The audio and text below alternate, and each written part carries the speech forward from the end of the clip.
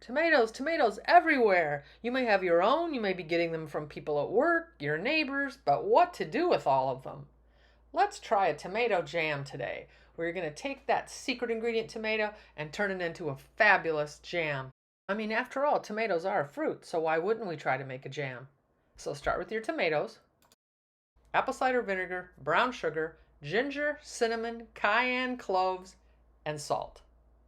So start by rough chopping your tomatoes after you've cored them. You won't peel them or you won't seed them. You'll just rough chop them, put them in a pot.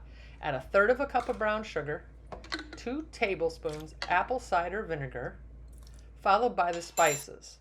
A teaspoon of ginger,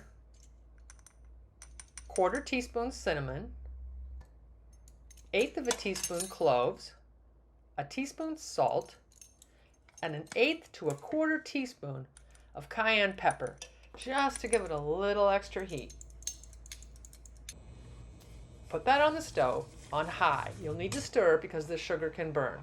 Once you reach a high heat and it boils, you want to simmer it and reduce it till it thickens, about 45 minutes.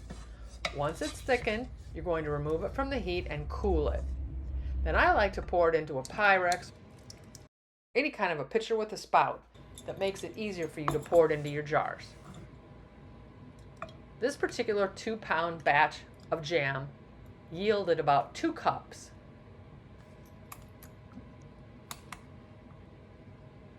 It'll keep in the fridge for 10 days, or you can actually pop this in the freezer. Makes a great gift. The ways to enjoy this are endless. I'm going to have it on a little bruschetta. I toasted some pieces of Italian bread, put olive oil on, and this is feta cheese. You could also use goat cheese, Parmesan, mozzarella cheese as your base, and then add the delicious jam. This makes a great healthy treat.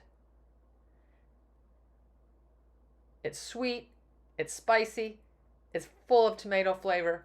It's a must-try, something totally different for your next charcuterie board or for a hot dog, a hamburger, or just to enjoy this way or on a cracker.